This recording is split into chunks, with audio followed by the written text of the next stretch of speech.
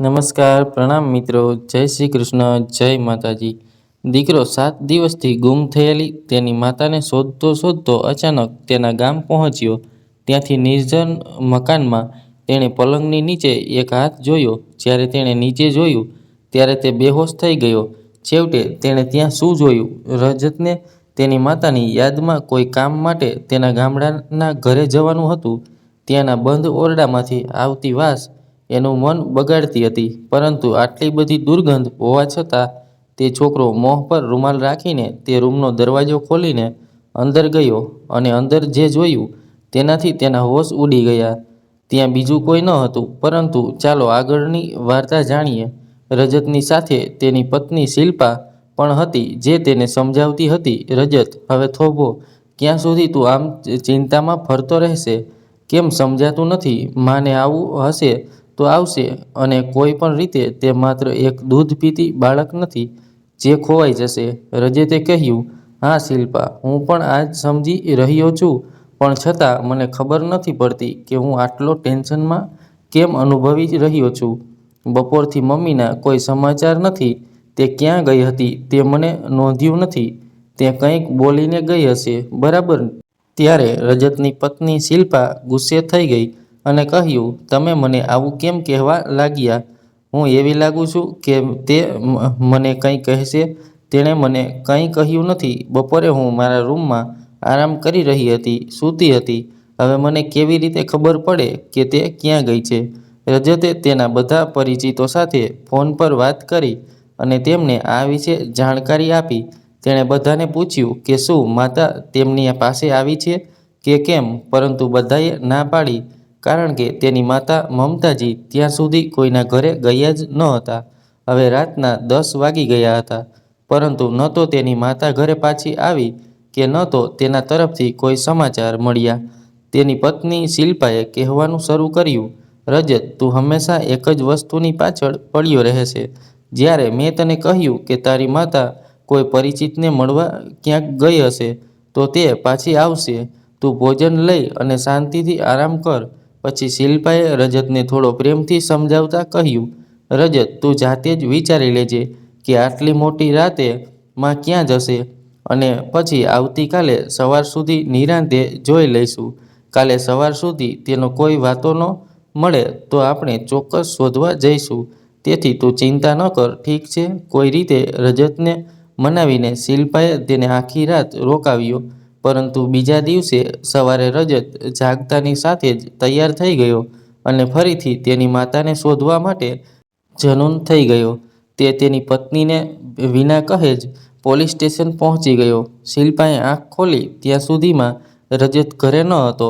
શિલ્પાએ વિચાર્યું કે તે બજારમાંથી કેટલીક વસ્તુઓ લેવા ગયો હશે, તેથી તેણે ધ્યાન ન આપ્યું અને તેના ઘરના કામ કરવા લાગી. થોડી વારમાં રજત પાછો આવ્યો. આ વખતે તે પોલીસને પણ સાથે લઈને આવ્યો હતો.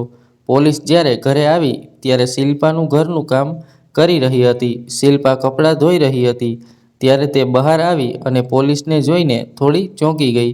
તેણે તેના પતિ રજતને પૂછ્યું, રજત, આ બધું શું છે? આપણા ઘરે પોલીસ શું કરે છે? પોલીસને જોઈને ચોંકી ગયેલી શિલ્પાને રજતે કહ્યું, શિલ્પા, હવે આપણે બેદરકાર રહી શકીએ નહીં. ગઈકાલ બપોરથી માતાનો કોઈ પતો નથી, અને તું કહે છે કે હું પોલીસ કેમ લઈને આવ્યો? હવે તું જ મને કહે, બીજું શું કરી શકાય? જ્યારે મારી માતાનો કોઈ પતો ન હોય ત્યારે મારે કંઈક કરવું પડશે. પોલીસ ઘરે આવી અને પૂછપરછ શરૂ કરી. ઘરે માત્ર શિલ્પા અને તેનો નાનો દીકરો હતો, તેથી પહેલાં તેમની જુબાની લેવામાં આવી. મમતાજી ગુમ થયા બાદ શિલ્પાએ તેમને છેલ્લે જોયા હતા, તેથી પોલીસે શિલ્પાની પૂછપરછ શરૂ કરી. પોલીસે શિલ્પાને પૂછ્યું, તમે છેલ્લે ક્યારે તમારી સાસુને જોયા હતા? શિલ્પાએ જવાબ આપ્યો, જ્યારે હું બપોરના સમયે બાળકોને લઈને આવી ત્યારે માતા અહીં જ હતી. બાળકોને ખવડાવ્યા પછી હું આરામ કરવા ગઈ. જ્યારે બાળકોને ટ્યુશન માટે મોકલ્યા ત્યારે હું સૂઈ ગઈ. 2-3 કલાક પછી જ્યારે મારી આંખ ખુલી ત્યારે મેં તેમને બોલાવ્યા, પણ તે ત્યાં ન હતી. મને લાગ્યું કે તે અહીં ક્યાંક હશે અથવા પડોશમાં કોકના ઘરે ગઈ હશે. પછી પોલીસે તેને પૂછ્યું, તમને ખબર છે કે તમારી સાસુ ક્યાં પડોશીના ઘરે ગઈ હશે? શિલ્પાએ સ્પષ્ટ રીતે ના પાડી દીધી અને કહ્યું, ના સાહેબ, મને ખબર નથી કે તે કોના ઘરે ગઈ હતી, પણ માં અવારનવાર ક્યાંક બહાર જતી હતી, તેથી હું હળવાશ અનુભવતી હતી. આ બધું પૂછ્યા પછી પોલીસ જવા લાગ્યા. પછી શિલ્પાએ તેના પતિ રજતને બોલાવતા બૂમ પાડી. રજત દોડતો અંદર આવ્યો. પોલીસવાળા પણ અંદર આવ્યા. તરત જ રજતે કહ્યું, શું થયું શિલ્પા, તું આટલી જોરથી કેમ બૂમ પાડી રહી છે? પછી શિલ્પાએ રજતને એક પત્ર આપ્યો જે તે તેના હાથમાં પકડી રાખી હતી. રજતે પત્ર વાંચતા તરત જ પોલીસ કર્મીઓને તેની માતાના રૂમમાં બોલાવ્યા અને તેમને પત્ર બતાવ્યો. તે પત્રમાં લખ્યું હતું, મારા પુત્ર અને પુત્રવધૂએ મને ખૂબ જ પરેશાન કર્યા છે, તેથી હું મારી મરજીથી ઘર છોડીને જાઉં છું. હવે હું અહીં ક્યારેય પાછી નહીં આવું. રજતને આ ખૂબ જ વિચિત્ર લાગ્યું, કારણ કે તેણે ક્યારેય તેની માતા સાથે ઊંચા અવાજમાં વાત પણ કરી ન હતી. તેની માતા તેને ખૂબ પ્રેમ કરતી હતી, તો પછી તે આવું કેમ લખશે? રજતે આ વાત પોલીસને પણ કરી હતી, પરંતુ પોલીસે પત્રના આધારે આગળ કાર્યવાહી કરવાની ના પાડી હતી. તેમ છતાં રજતે પોલીસને વિનંતી કરી, સાહેબ, મને લાગે છે કે તે કોઈ મુશ્કેલીમાં છે અને આ પત્ર તેણે લખ્યું નથી. મારી માતા મને ખૂબ પ્રેમ કરે છે, ત્યાં કેમ લખશે? રજતના વારંવારના આગ્રહ પર પોલીસ કર્મીઓ આગળ પગલાં લેવાનું વચન આપી ત્યાંથી ચાલ્યા ગયા. અહીં રજત પણ કંઈ સમજી શકતો ન હતો.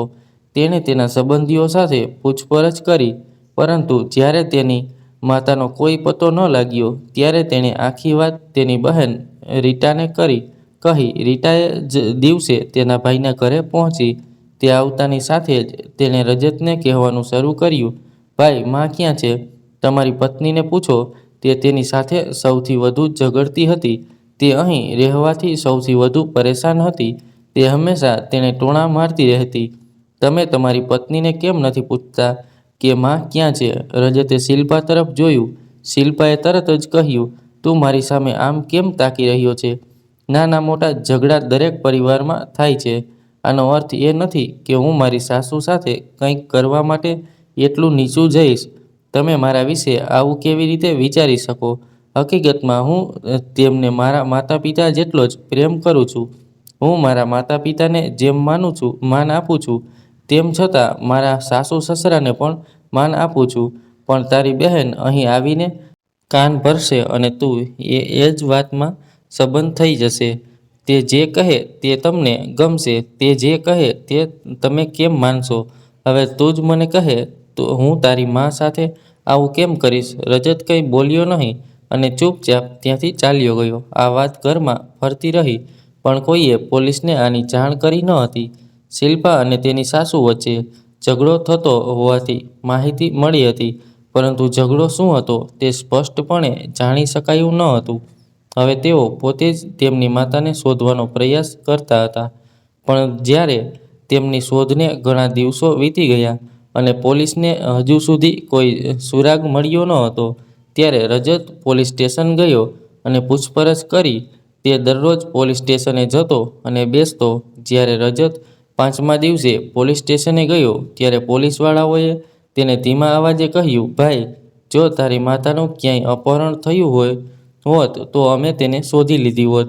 તારી માતાએ ઘરે એક પત્ર મૂક્યો છે, જેમાં તેણે લખ્યું છે કે પોતે જ ઘર છોડીને જવા નીકળ્યા છે.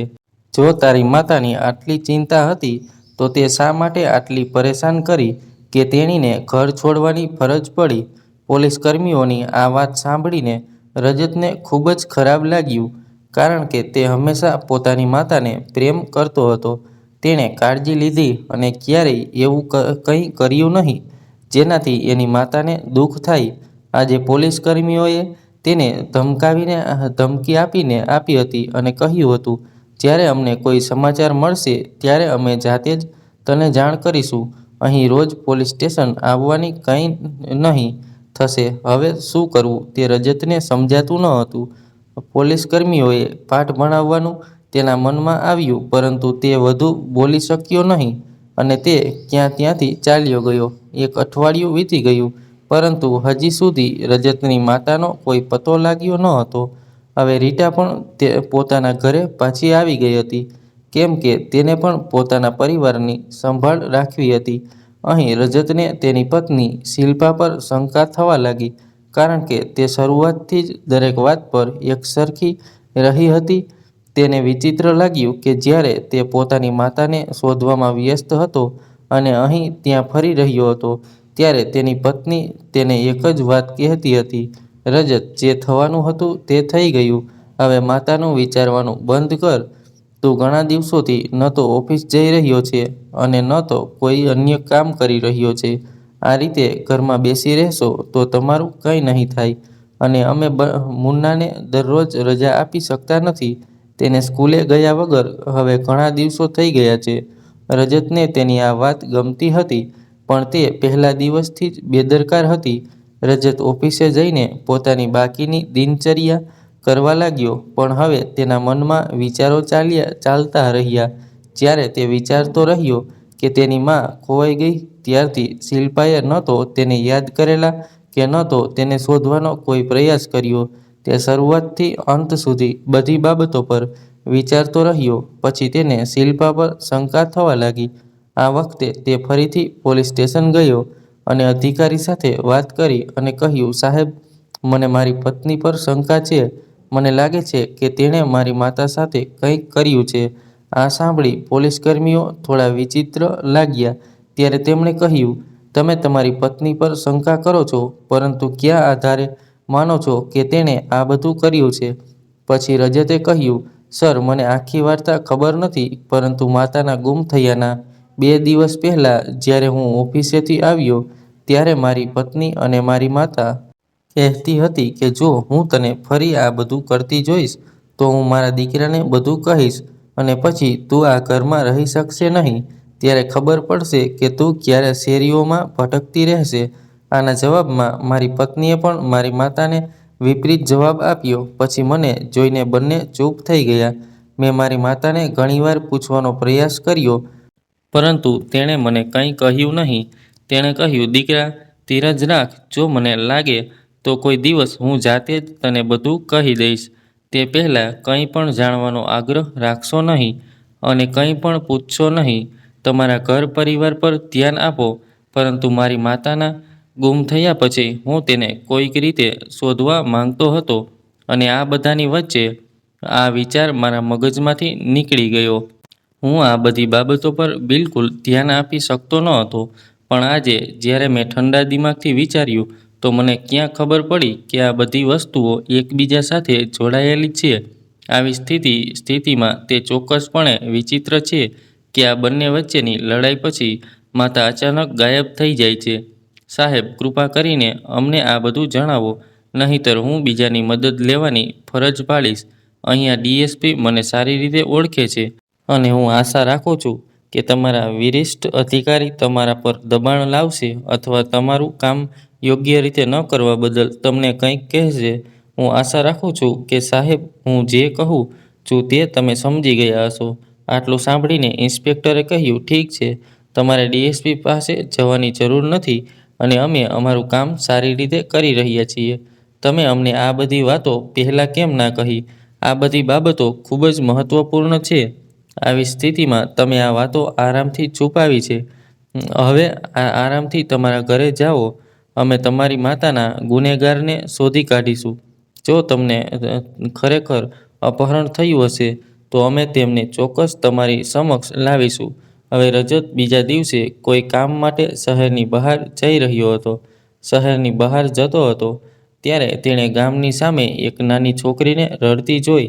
તે ત્યાં ક્યાંકથી આવી તે તેમણે જણાવી દઈએ કે રજત તેના પિતાના અવસાન પછી તેના ગામમાં રહેવા ગયો છે. તે છોકરી ખૂબ જ રડતી હતી. તેને રડતી જોઈને રજતે પૂછ્યું, "શું થયું દીકરી?" કંઈ બોલી નહીં અને ગામ તરફ ઈશારો કર્યો. રજતને લાગ્યું કે કદાચ આ છોકરી આ ગામની હશે, એટલે તે તેને પોતાની કારમાં લઈને ગામ તરફ ગયો. તેણે ગામની શરૂઆતમાં છોકરીને કહ્યું, "દીકરી, તું ઘરે પહોંચે ત્યારે મને જાણ કરજે." અને રજતને તેને ત્યાં મૂકી દીધી. તે ત્યાંથી પોતાની કાર ફેરવવા જઈ રહ્યો હતો, ત્યારે અચાનક તેને થયું કે તેના બાળપણની યાદો તાજી કરી અને તેના જૂના ઘરની પણ મુલાકાત લેવી. જ્યાં તેણે જીવનનો મોટા ભાગનો સમય વિતાવ્યો હતો. તેના ઘરની નજીક આવતા તેણે તેની પડોશી કાકીને જોયા. તેણે નમન કર્યું ત્યારે કાકીએ કહ્યું, "અરે, એક અઠવાડિયા પહેલાં જ તમારી પત્ની અહીં આવી હતી." આ સાંભળીને રજતને ઘણું અજુગતું લાગ્યું. તેણે કાકીને આ વિશે કશું કહ્યું નહીં, કારણ કે તે તેના ઘરની બદનામી કરવી નહોતી માંગતો. હવે તે પોતાના ઘરનો દરવાજો ખોલીને અંદર ગયો. વરાંડામાં જતાં તેણે જોયું કે આ ઘર લાંબા સમયથી બંધ હોવાથી દરેક જગ્યાએ કચરો ફેલાયેલો હતો. ગામના ઘરમાં ઘણા ઓરડાઓ હતા, લગભગ 5 થી 7 ઓરડા. રજત દરવાજો ખોલીને અંદર ગયો. અંદર જતાં જ તેણે આજુબાજુ જોયું અને તેનું બાળપણ યાદ કરવા લાગ્યો. તે અને તેની બહેન ઘરની આસપાસ તોફાન કરતા અને તેમની માતા તેમને પકડવા પાછળ દોડતી હતી. આ બધું યાદ કરીને તો તે થોડો ભાવુક થઈ ગયો અને તેની માતાના રૂમ તરફ જવા લાગ્યો. તે માર્ગ પર આગળ વધતા તેને એક અજુબતી ગંધ અનુભવાઈ. જેમ જેમ દુર્ગંધ વધતી ગઈ તેમ તેમ તે ઊંડો ગયો. પહેલાં રજતે વિચાર્યું કે કદાચ કોઈ પ્રાણી મરેલું હશે, કદાચ બંધ ઘરમાં બિલાડી, કૂતરો કે અન્ય કોઈ પ્રાણી ફસાઈ ગયું હશે અને તેના કારણે દુર્ગંધ આવી રહી હશે. પરંતુ જેમ જેમ તે તેની માતાના રૂમની નજીક ગયો તેમ તેમ ગંધ વધુ તીવ્ર બની. હવે તેને થોડી શંકા થવા લાગી. તેણે નાક પર રૂમાલ રાખ્યો અને હિંમત એકઠી કરીને રૂમમાં પ્રવેશ કર્યો. ત્યાંથી એટલી બધી ગંધ આવી રહી હતી કે તે તેને સહન ન થઈ શક્યો. તેમ છતાં તેણે હિંમત રાખીને તેના મોં પર રૂમાલ મજબૂતીથી રાખ્યો અને રૂમની આસપાસ કંઈક અજીબ જોવાની આશામાં જોવા લાગ્યો. પણ તેને કંઈ અસામાન્ય દેખાયું નહીં. બધું સામાન્ય લાગતું હતું. રૂમમાં માત્ર એક તૂટેલી લાકડી પડી હતી. તે તૂટેલી ફૂલદાની પાસે જાણે ત્યાં કંઈક સાફ થયું ગયું હોય એવું લાગતું હતું. બાકીનો ઓરડો ધૂળથી ઢંકાયેલો હતો, પરંતુ તે એક જ જગ્યા પર જમીન થોડું ચોખ્ખી હતી. તે ત્યાં બેસીને જમીન તરફ ધ્યાનથી જોવા લાગ્યો કે તરત જ તેની નજર પલંગની નીચે પડી. પલંગની નીચે ઘણા જંતુઓ રખડતા હતા. ત્યાં ઘણી માખીઓ પણ ગૂંજી રહી હતી અને ત્યાંથી ખૂબ ખરાબ ગંધ આવી રહી હતી. પણ મિત્રો, જ્યારે રજતે પલંગની નીચેથી હાથ નીકળતો જોયો ત્યારે તેના મોઢામાંથી જોરથી ચીસ નીકળી ગઈ. તેની ચીસો સાંભળીને આસપાસના કેટલાક લોકો ઘરની અંદર આવવા લાગ્યા.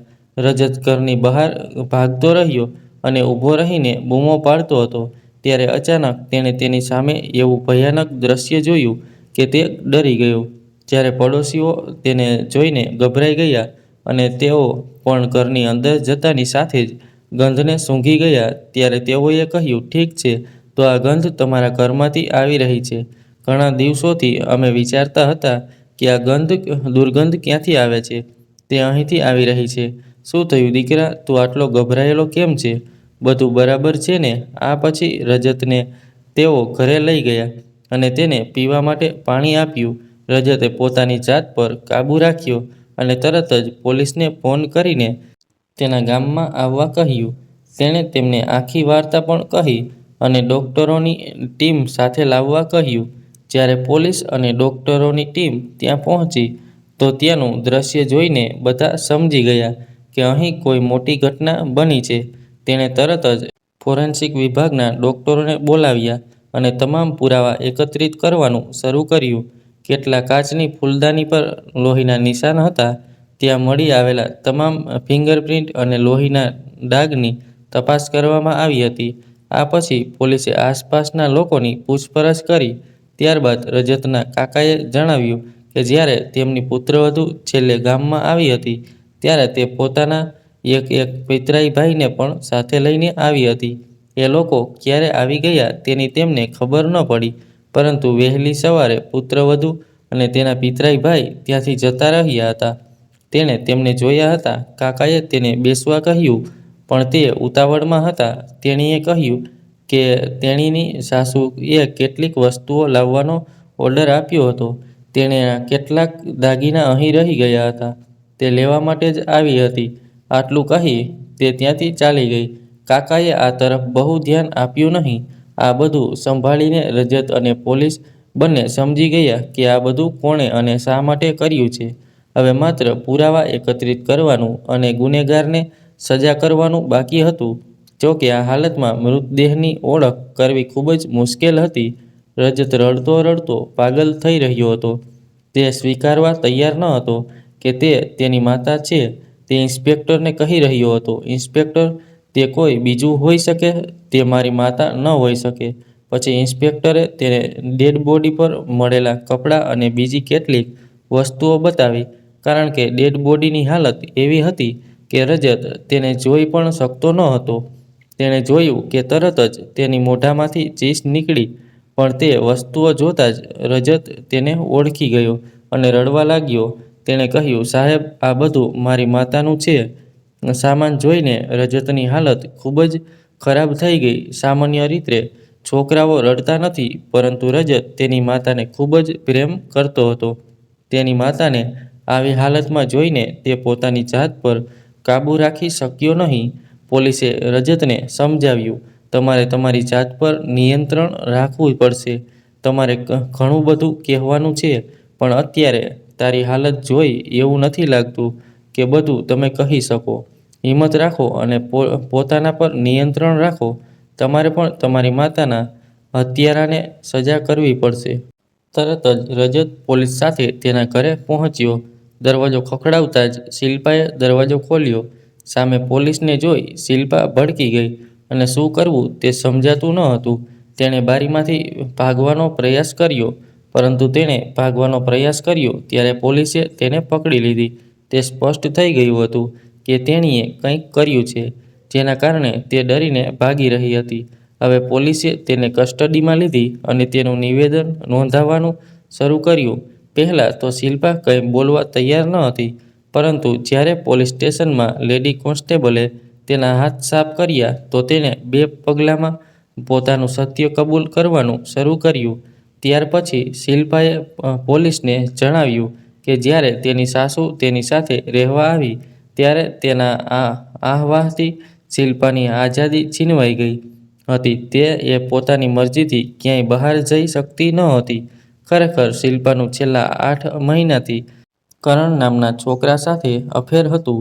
તેથી જ જ્યારે તેના સાસુ આવ્યા ત્યારે તે કરણને મળી શકી ન હતી.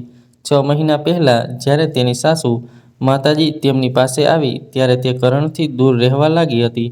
પછી જ્યારે કરણે તેને અંતરનું કારણ પૂછ્યું તો તેણે તેની સાસુનું નામ લીધું. જ્યારે કરણે તેને મળવાનો આગ્રહ કર્યો ત્યારે તે તેને મળવા ગઈ. તેણે નીકળી ગઈ અને કોઈને તેના વિશે કંઈ પણ ખબર ન હતી.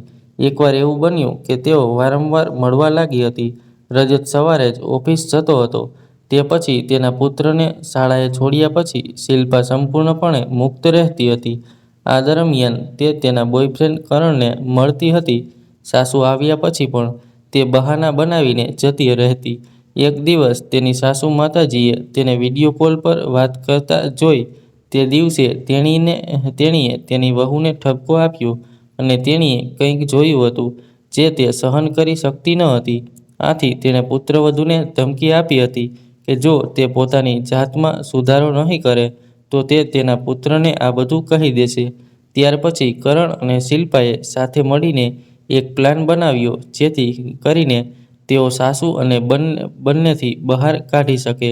આ માટે જ્યારે રજત તેની ઓફિસે ગયો હતો અને શિલ્પાનો નાનો બાળક સ્કૂલે ગયો હતો ત્યારે તેની સાસુ તેના રૂમમાં આરામ કરી રહી હતી. દરમિયાન શિલ્પાએ કરણને તેના ઘરે બોલાવ્યો અને બંનેએ મળીને તેની સૂતેલી સાસુનું ગળું દબાવીને હત્યા કરી નાખી. સાસુના મૃત્યુ બાદ શિલ્પાએ તેના મૃતદેહનો નિકાલ કરવો પડ્યો હતો. હવે તેના પુત્રનો શાળાએથી પાછો ફરવાનો સમય હોવાથી તેણે અને કરણે સાથે મળીને તેની સાસુની લાશને ઘરે આજુબાજુ ક્યાંક થોડા સમય માટે છુપાવી દીધી હતી. રજત તેની માતાને શોધતો પાગલ થઈ ગયો હતો અને તે તેની માતાને શોધવા માટે રાત્રે પણ બહાર નીકળી ગયો હતો.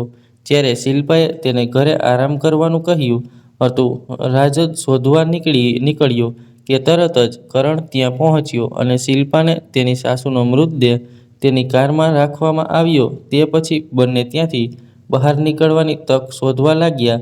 રાત્રે લગભગ 1 વાગ્યાની આસપાસ, આ સમયે લગભગ આ બધા સૂઈ ગયા હતા. શિલ્પા ચૂપચાપ ઊભી થઈ અને બહાર ગઈ. ત્યાં કરણ કારમાં બેઠો તેની રાહ જોઈ રહ્યો હતો. બંને રાત્રે 1 વાગે રજતના ગામ નજીકના ગામમાં પહોંચી ગયા. શિલ્પાને ત્યાં બધી માહિતી હતી એટલે તેણે ચૂપચાપ દરવાજો ખોલ્યો અને સાસુની લાશનો નિકાલ કર્યો. તેઓ ચૂપચાપ ત્યાંથી જતા રહ્યા. જો કે તેઓએ તેમની સાસુની હત્યા કરી દીધી હતી.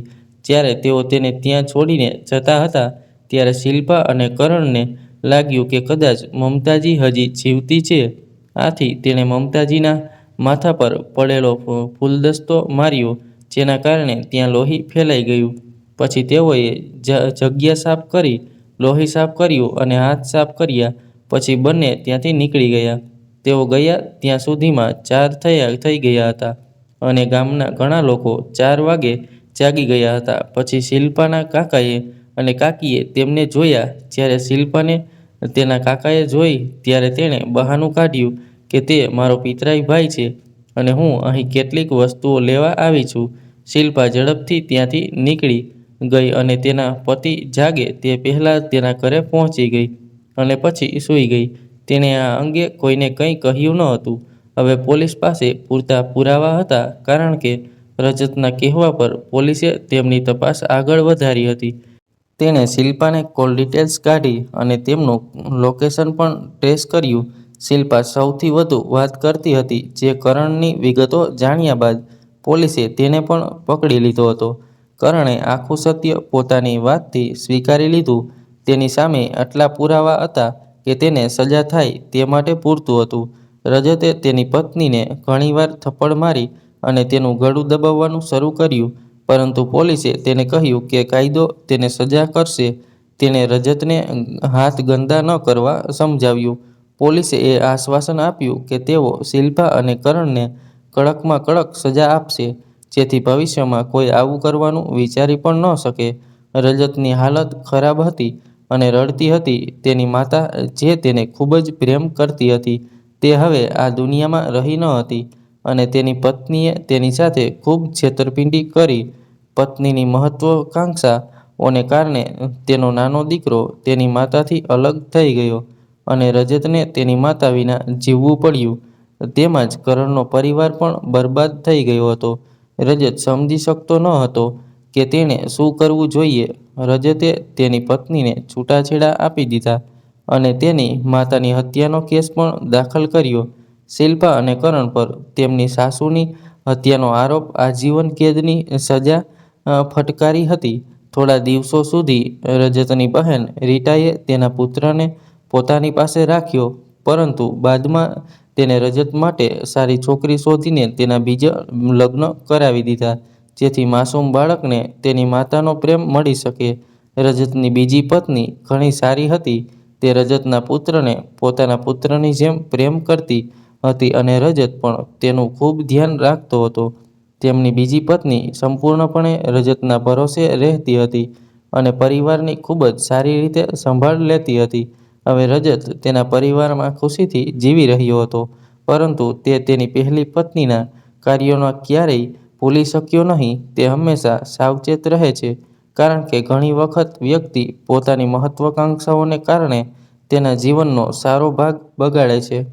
શિલ્પા તેની મહત્વાકાંક્ષાઓને પૂર્ણ કરવા માટે માત્ર તેના પતિને શોધવા માટે તેના સુસ્થાપિત ઘરની જડ મૂળથી ઉખેડી નાખે છે. એટલું જ નહીં, પરંતુ તેણે પોતાના માસૂમ બાળકને પણ અનાથ બનાવી દીધો. તેની નિર્દોષ સાસુની હત્યા કરીને અને તેના પરિવારની ખુશી છીનવીને તેની મહત્વાકાંક્ષાઓને પૂર્ણ કરવા માટે ખોટો રસ્તો અપનાવ્યો. મહત્વાકાંક્ષી બનવું સામાન્ય છે, પરંતુ કોઈ પણ કિંમતે તમારા લક્ષ્યોને પ્રાપ્ત કરવું સંપૂર્ણપણે ખોટું છે.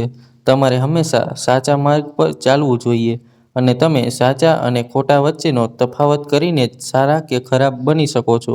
મિત્રો, આ અમારી આજની વાર્તા હતી. તમારો અભિપ્રાય અમને કોમેન્ટ બોક્સમાં જણાવો.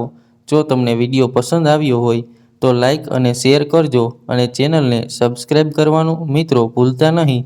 જો તમે નવા છો તો આજના વિડીયોમાં આટલું જ છે. અંત સુધી રહેવા બદલ આભાર. મળીશું એક નવા વિડીયોમાં એક નવી વાર્તા સાથે. ત્યાં સુધી ખુશ રહો અને હા મિત્રો, એકવાર ફરીથી કહું કે પ્લીઝ યાર સબસ્ક્રાઈબ અવશ્ય કરી દેજો. જય હિન્દ, જય Bharat. Please like, share and subscribe. જય શ્રી કૃષ્ણ, જય માતાજી. આવજો. ફરી મળીશું એક નવા વિડીયો સાથે.